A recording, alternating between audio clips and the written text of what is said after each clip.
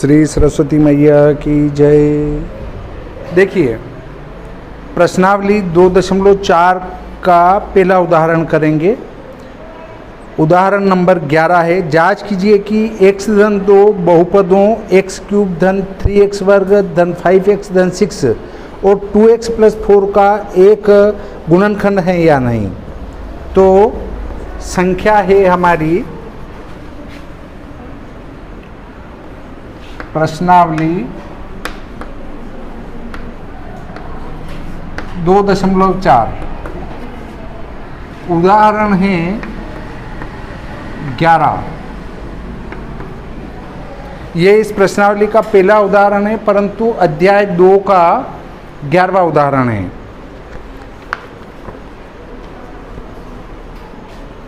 सिद्ध करना है x धन 2 बहुपदों क्या है, x क्यूब धन 3x वर्ग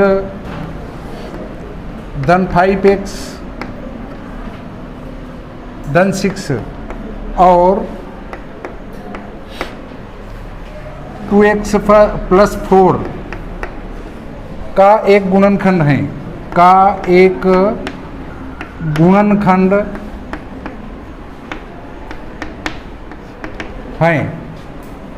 ठीक है। ये सिद्ध करना है। अब ये इसका इन दोनों का गुणनखंड तो ही होगा जब इसका मान इनमें रखेंगे तो मान 0 प्राप्त होगा। ठीक है, चूंकि x धन 2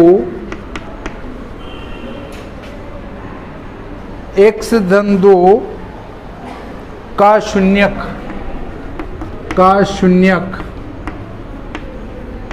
ऋण 2 है। यहां धन का हो तो ऋण का होगा, ऋण का हो तो धन का होगा, इसलिए हम इसका शून्यक ऋण 2 लेंगे। माना px बराबर x क्यूब धन 3x वर्ग धन 5x धन 6। ठीक है, अब p माइनस 2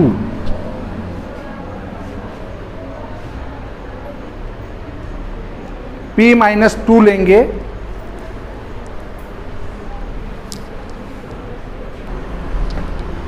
देखिए, ऋण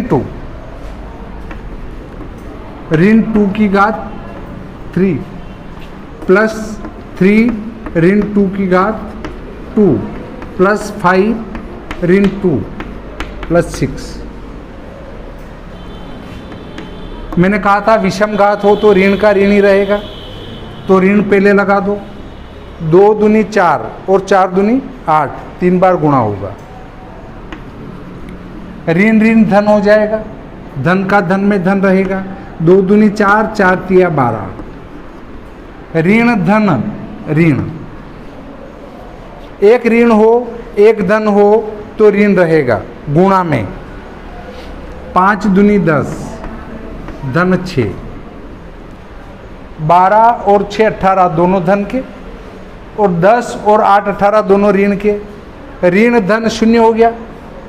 अरे 12 और 6 18 और 10 और 8 18, 18 में से 18 गए तो 0। अतः x प्लस 2 बहुपद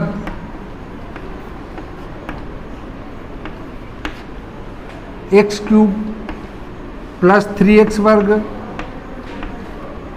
प्लस 5x प्लस 6 का एक गुणनखंड है, एक गुणनखंड है। बस इतना ही करना है। उत्तरमाला में इसके उत्तर नहीं मिलेंगे। क्यों नहीं मिलेंगे? क्योंकि यहीं सिद्ध होता है। ये अगर ये गुणनखंड है तो 0 आ जाएगा, और नहीं है तो कोई भी संख्या बच जाएगी। अब पुनः करते हैं हम, क्योंकि अभी इसका टेस्ट किया है, इसका टेस्ट करना है। ठीक है,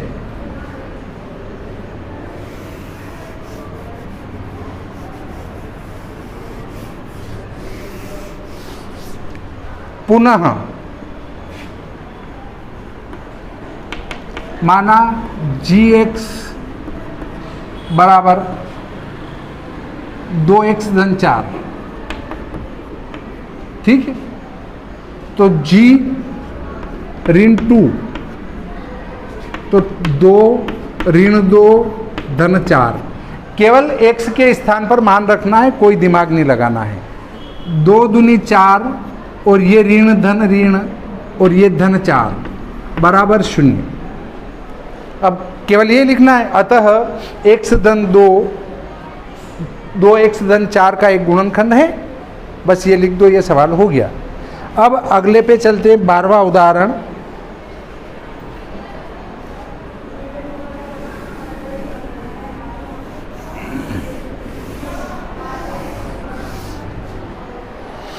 उदाहरण नंबर 12, यदि x ऋण 1 4x घात 3 धन 3x वर्ग ऋण 4x धन k का एक गुणनखंड है तो k का मान ज्ञात कीजिए, है ना।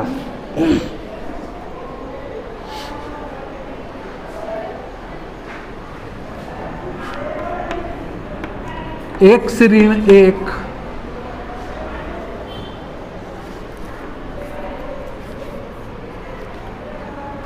4x घात 3 धन 3x वर्ग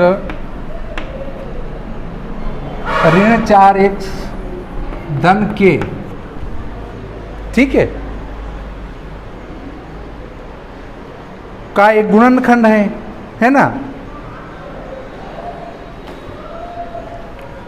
का एक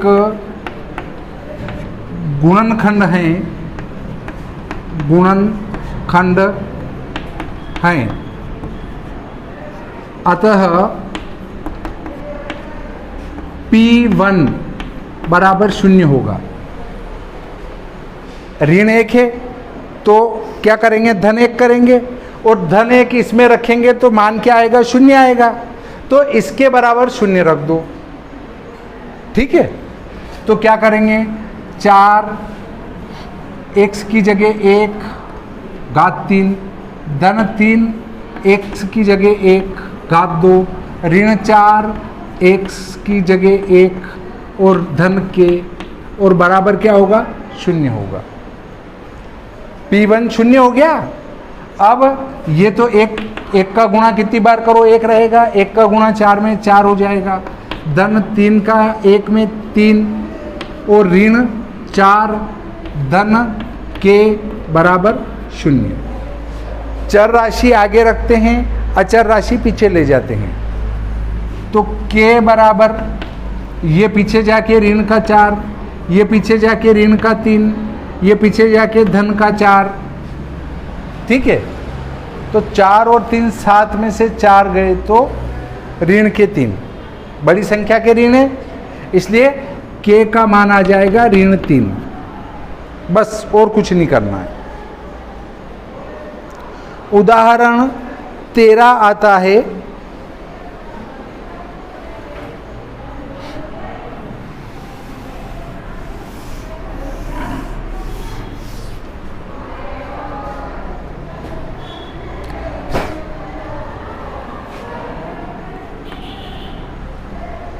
उदाहरण 13, 6x वर्ग धन 17x, 6x वर्ग धन 17x और धन 5 का गुणनखंड करना है। तो इस प्रकार के गुणनखंड में इसके आगे की संख्या का इसमें गुणा कर दो, इसके आगे की संख्या का इसमें गुणा करते हैं तो कितने होते हैं, 30, 6 पंजे 30। अब 17 का ऐसा खंड करो कि उनकी जोड़ 17 आए और गुणा 30 आए। तो देखो 15 दूना 30 और 15 और 2 17, तो 6x वर्ग धन 15x धन 2x धन 5, 15 और 2 17, और 15 दूना 30। बस इन दो में से कॉमन ले लो, इन दो में से कॉमन ले लो। इन दो में से क्या कॉमन आएगा? 3 और x। 3 का भाग इसमें दिया तो 2 बचे। x वर्ग में x का भाग देंगे तो x बचेगा, x में x का भाग देंगे तो 1 बचेगा, कुछ नहीं बचेगा। और तीनों पंजो 15।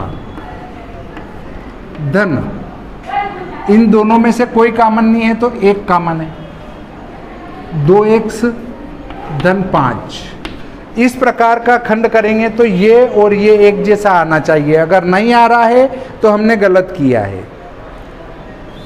2x धन 5 दोनों जगह इनको कॉमन ले लो। 2x धन 5 को कॉमन लिया तो यहाँ तो 3x बच जाएगा और यहाँ धन 1 बच जाएगा। ये हो गया सवाल। अब 13वां उदाहरण के बाद उदाहरण 14 आता है।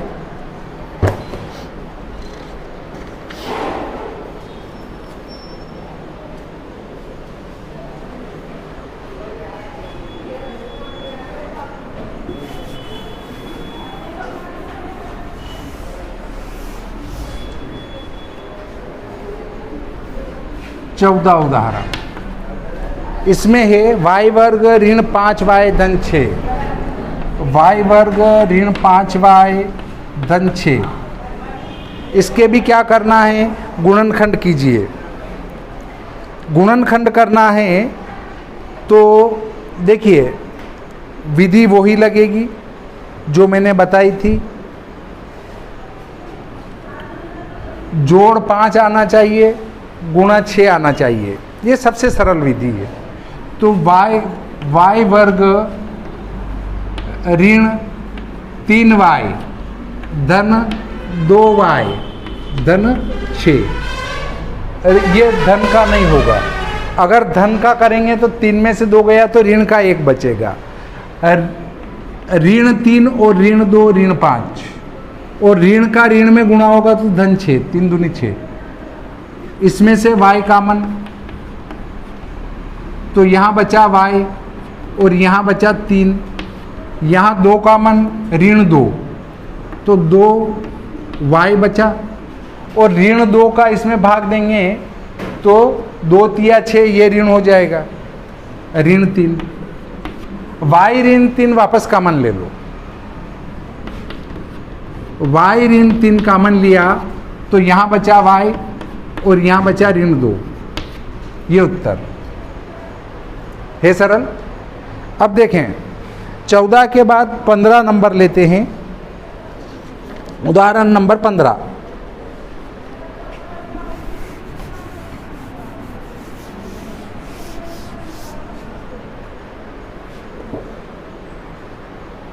पंद्रहवां उदाहरण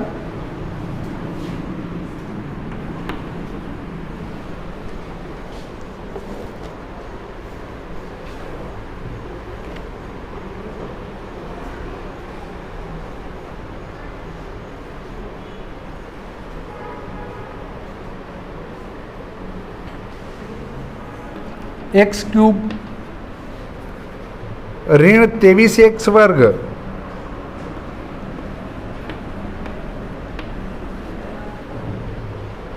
धन 142 x ऋण 120। देखिए इसमें हम खंड करेंगे एक्स क्यूब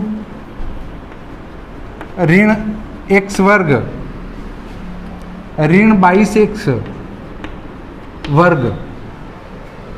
इसका खंड 22 और 1 23। ठीक है। फिर इसका खंड 22x 22 इसमें से निकालेंगे तो बचेंगे 120x ऋण 120। ये इसके टुकड़े कर दिए। अब इसमें से कॉमन लेंगे x वर्ग, दोनों जगह वर्ग है, ये घात 3 है तो ले सकते हैं इसमें से। तो x वर्ग कॉमन लिया तो यहाँ बचा 1x बचा, यहाँ कॉमन आ गया तो 1 बचा। x वर्ग में x वर्ग का भाग लगाएंगे 1 बचेगा तो ऋण 1 यहाँ से ऋण 22 कामन आ रहे हैं, 22 और x, ऋण 22 x कामन लिए तो यहाँ तो ऋण का धन हो गया और x वर्ग में से x बच गया, और यहाँ पर एक बचा 22x में 22x का भाग लगाएंगे, एक बचेगा और धन में से ऋण कामन लिया तो ऋण 1। यहाँ 120 कामन आ रहे हैं, धन 120 कामन लेंगे तो x बचेगा और यहाँ 1 बचेगा। तीनों जगह x ऋण 1 है, इसको कामन ले लो, इसको वापस कामन लिया तो x ऋण 1 कामन ले लेंगे, x वर्ग बचा, ऋण 22x बचा और धन 120, ये बच गए।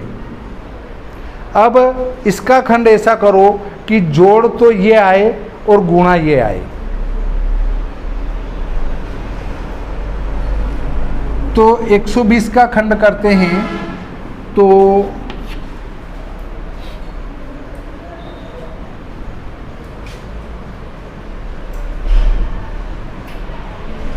12 और 10, 12 धाम 120 और 12 और 10 22, ठीक है। x ऋण 1, x का वर्ग ऋण 12x, ऋण 10x, 12 और 10 22 और 12 धाम 120, धन 120। इसमें से x ऋण 1, इसको आगे ऐसे ही चलाएंगे, इसमें से x कामन आ रहा है तो यहाँ बचा x, यहाँ बचे ऋण 12, ये बड़ा कोष्टक करना पड़ेगा। एक छोटे कोष्टक में छोटा कोष्टक काम नहीं करता, ये ध्यान रखना।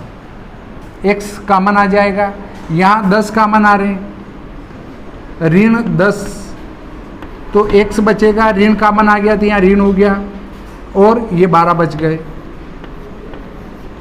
अब x ऋण 12 दोनों जगह है तो x ऋण 12 वापस कामन आ जाएंगे, तो क्या होगा x ऋण 1, x ऋण 12 और x ऋण 10, ये हो गया सवाल।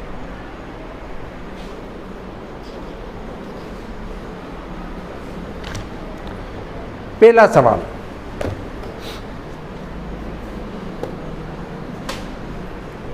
प्रश्नावली 2.4 का सवाल नंबर 1।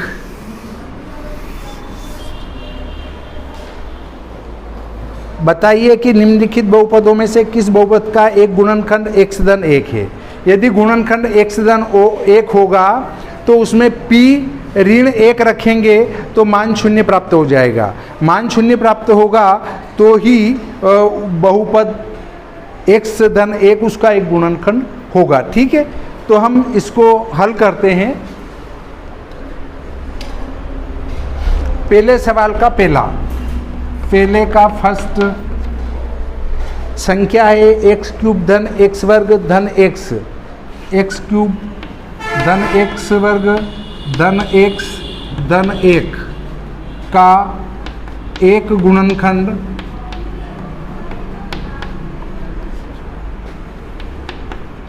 x धन 1 है। x धन 1 का शून्यक ऋण 1 होगा, अतः पहले माना लिख देते। माना px बराबर क्या है, x क्यूब धन x वर्ग धन x धन 1, ये संख्या लिखी, ठीक है। ये px के बराबर है। अब यहाँ धन 1 है इसलिए ऋण 1 चलेगा, ऋण 1 रखेंगे, p ऋण 1 तो ये हो जाएगा ऋण 1 की घात 3 धन ऋण 1 की घात 2 धन 1 और धन 1। x है तो उसकी जगह 1 आएगा। अब देखो 3 बार गुणा 1 का करेंगे तो ऋण 1 रहेगा, ऋण ऋण धन हो जाएगा तो धन 1 रहेगा, और ये ऋण है ना इसके, इसलिए ये ऋण 1 रहेगा और ये धन 1 रहेगा। धन 1 धन 1 धन के 2, ऋण 1 ऋण 1 ऋण के 2, तो ऋण 2 में से धन 2 गए तो बराबर 0 बचा। अतः एक्स क्यूब धन एक्स वर्ग धन एक्स धन 1 का एक गुणनखंड एक्स धन 1 है, ऐसा लिखना है। अब अगला सवाल इससे आता है सेकंड, मैं उसको सीधा कर देता हूं। सीधा कर देता हूं तो x की घात 4 x की घात 4 धन x घात 3 धन x वर्ग धन x धन 1। अब मैं इतना तुम लिख लेना, ये लिखेंगे फिर का एक गुणनखंड x धन 1 है, अतः x धन 1 का शून्यक ऋण 1 होगा और माना px बराबर, डायरेक्ट लिख देता हूं मैं, माना px बराबर,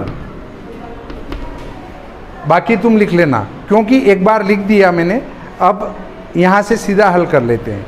तो यहां ऋण 1 रखना है, p ऋण 1 बराबर ऋण 1 की घात 4 धन ऋण 1 की घात 3 धन ऋण 1 की घात 2, ये वाला धन ऋण 1 और धन 1। जहाँ जहाँ 1 से वहाँ ऋण 1 लिखना है, उसकी जो घात है वो घात लगाना है। ऋण 1 की घात 1 का 4 बार गुणा होगा 1 ही आएगा, और घात 4 सम संख्या है इसलिए धन का हो जाएगा। तो धन का 1 और ऋण का 1 की घात 3 है इसलिए ये ऋण 1 रहेगा। ये ऋण ऋण धन हो जाएगा, धन का 1, और ये ऋण धन ऋण हो जाएगा और ये धन 1। ये 0 ये 0 और ये बच जाएगा। ठीक है, 1 2 3 4 5 है तो ये 1 आएगा, नॉट इक्वल टू 0। अतः इसका ये एक गुणनखंड नहीं है, ऐसा लिखना है। ठीक है, अब अगले सवाल पर आते हैं।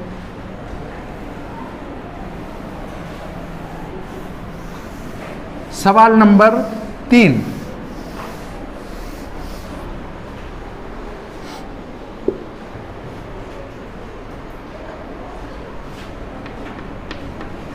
x घात 4 धन 3x घात 3 धन 3x वर्ग धन x धन 1। यहां भी वही लिख देते हैं, माना px बराबर ये है। ठीक है, तो p माइनस 1 बराबर x की घात 4 है तो ऋण 1 की घात 4 धन 3 ऋण 1 की घात 3 धन 3 ऋण 1 की घात 2 धन ऋण 1 और धन 1। यहाँ ऋण 1, यहाँ ऋण 1 की घात 2, यहाँ ऋण 1 की घात 3 और ऋण 1 की घात 4। घात 4 है इसलिए धन 1 हो जाएगा। 1 का 3 बार गुणा ऋण 1 रहेगा, ऋण 1 का धन 3 में ऋण 3 हो जाएगा। ये धन हो जाएगा धन के 3, और ये ऋण का 1 और धन का 1। ये 0 हो जाएगा, ये 0 हो जाएगा, पर ये बच जाएगा, इसलिए नॉट इक्वल टू 0। अतः ये इसका एक गुणनखंड नहीं होगा। ठीक है, अब हम अगला करते हैं चौथे नंबर का। चौथे नंबर का सवाल यदि देखें तो x घात 3 ऋण x वर्ग, माना सीधा कर रहा हूं मैं इसको, px बराबर x घात 3 ऋण x वर्ग ऋण 2 धन रूट 2, और x बाहर है, धन रूट 2। का एक गुणनखंड x धन 1 है, अतः px बराबर, तो यहाँ पर -1 होगा, p -1 बराबर ऋण 1 की घात 3 ऋण 1 की घात 2 ऋण 2 धन रूट 2 और ऋण 1 धन रूट 2। यहाँ ऋण 1 आएगा, 1 का 3 बार गुणा होगा तो ऋण 1 रहेगा, ये ऋण 1 रहेगा क्योंकि ये तो धन हो गया पर बाहर का ऋण है, इसलिए ये ऋण रहेगा। ऋण ऋण गुणा होगा, धन हो जाएगा, ये ऐसे कैसे रहेंगे, 2 धन रूट 2 धन रूट 2, ऋण 1 ऋण 2 और धन 2 शून्य हो जाएंगे, परंतु ये बचेंगे, ये धन का है और ये भी धन का है, ये आगे वाला ऋण तो धन हो गया है, इसलिए नॉट इक्वल टू 0, अतः x धन 1 इसका एक गुणनखंड नहीं होगा। ठीक, अब अगले बिंदु पर चर्चा करते हैं।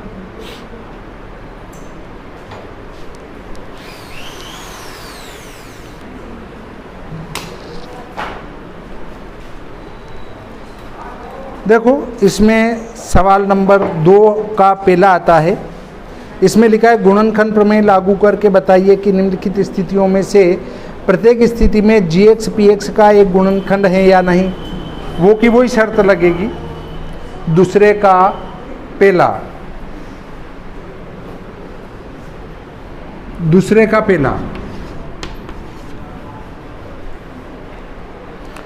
इसमें आता है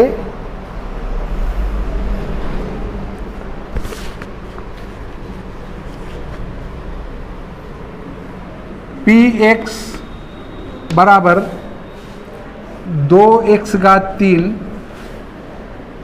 धन x वर्ग ऋण 2x ऋण 1 का गुणनखंड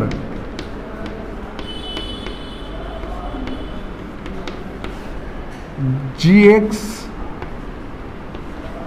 बराबर x धन 1 है, ये सिद्ध करना है। ठीक है,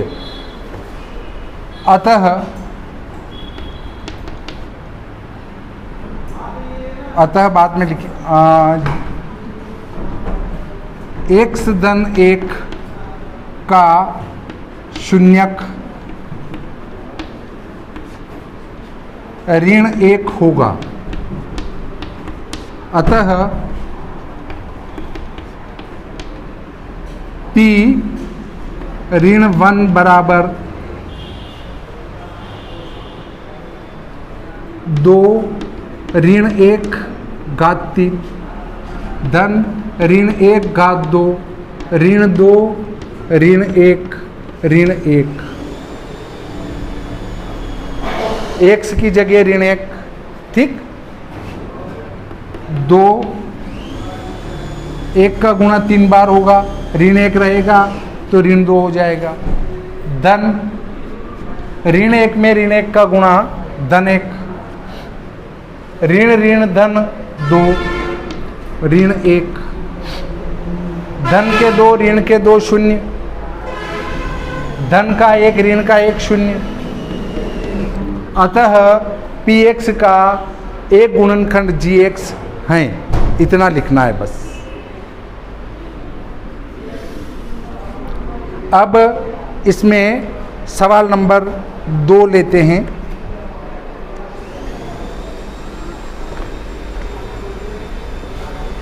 px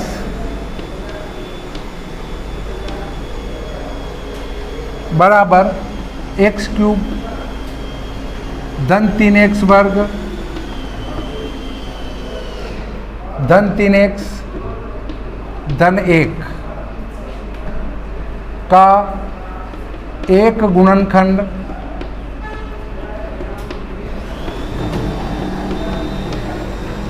जी एक्स बराबर एक्स धन 2 हैं, ठीक है। तो एक्स धन 2 का शून्यक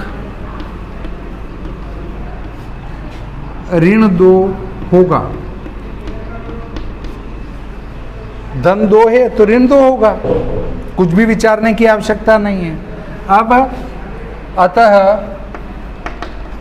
P ऋण 2 बराबर यहाँ ऋण 2 की घात 3 धन 3 ऋण 2 की घात 2 धन 3 और ऋण 2 धन 1। जहाँ जहाँ x है वहाँ वहाँ ऋण 2 लिखेंगे और जो x की घात है वो 2 की घात लगा देंगे। 2 दूनी 4 दूनी 8 ऋण 8, 2 दूनी 4 धन के हो गए, है ना, समघात है तो धन हो गया। 4 तिया 12,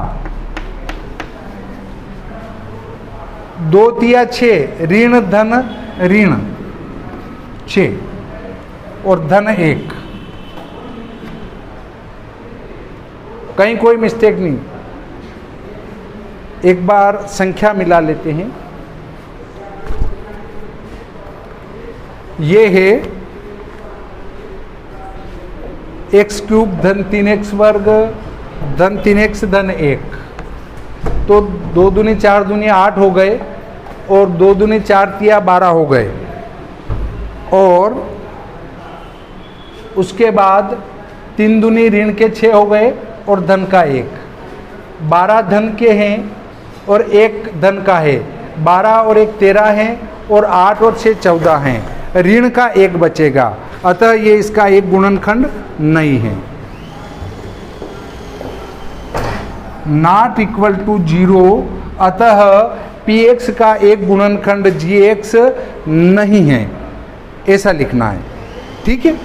देखिए उसके बाद हम दूसरे के तीसरे पार्ट पर आते हैं।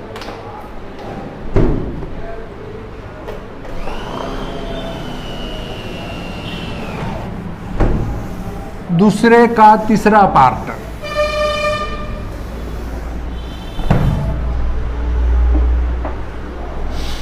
दूसरे का तीसरा पार्ट है px बराबर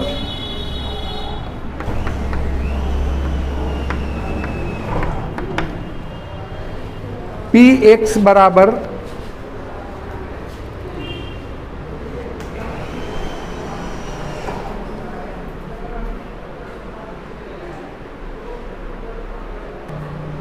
देखिए px है इसका x घात 3 ऋण 4x वर्ग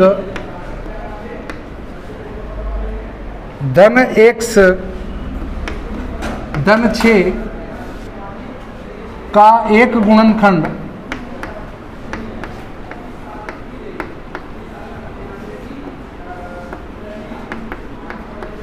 gx बराबर x ऋण 3 है।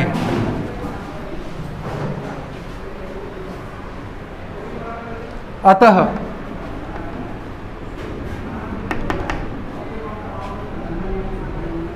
x ऋण 3 का एक शून्यक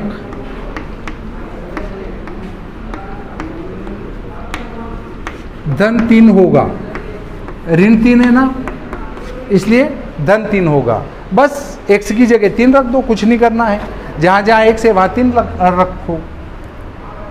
p धन 3, धन निशान को लगाया नहीं जाता है इसलिए नहीं लगाऊंगा। 3 की घात 3 ऋण 4 3 की घात 2 धन 3 धन 6 3 तिया 9 9 तिया 27 3 तिया 9 9 चौक 36 धन 3 धन 6 6 और 3 9 9 और 7 16 36 और धन के और 36 ऋण के बराबर 0। अतः px का एक गुणनखंड gx होगा। बस कुछ नहीं करना है। ठीक, अब आता है हमारा तीसरा सवाल। k का मान ज्ञात कीजिए जबकि निम्नलिखित स्थितियों में से प्रत्येक स्थिति में x ऋण 1 px का एक गुणनखंड है। तीसरे का फर्स्ट px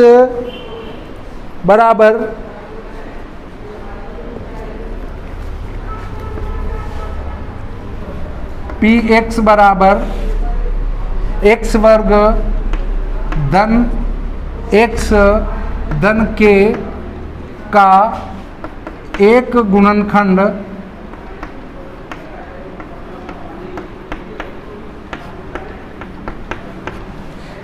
क्या है? x ऋण 1 है, x ऋण 1 है, x ऋण 1 है। अतः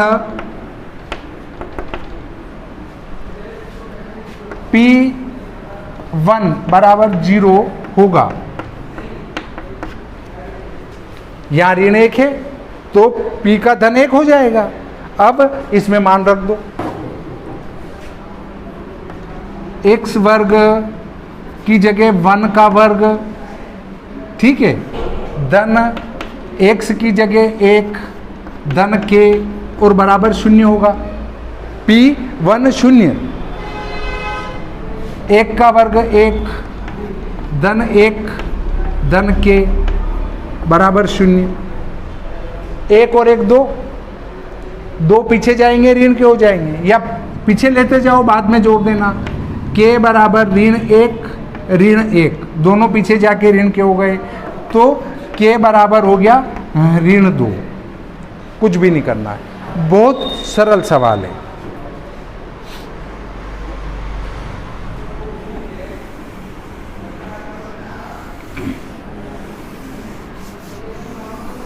अब लेते हैं हम तीसरे का दूसरा है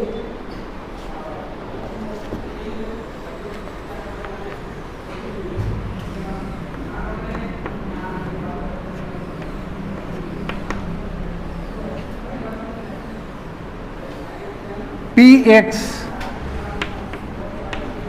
बराबर 2x वर्ग धन kx धन √2 का एक गुणनखंड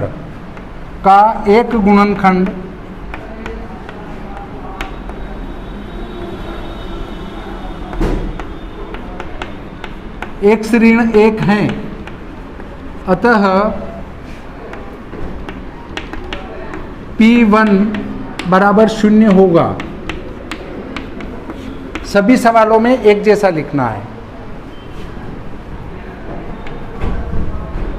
2x की जगह 1 और धन k, x की जगह 1 धन √2 बराबर 0। 1 का 1 में गुणा 1, 1 का 2 में गुणा 2, धन k का 1 में गुणा k धन √2 बराबर 0। ये दोनों पीछे जाके ऋण के हो जाएंगे, तो k बराबर ऋण 2 और ऋण √2। बस इनको जोड़ नहीं सकते हैं, ये करनी में है और ये बाहर है। इस प्रकार आज इतना ही। अगले प्रकरण में हम बचे हुए सवालों को देखेंगे।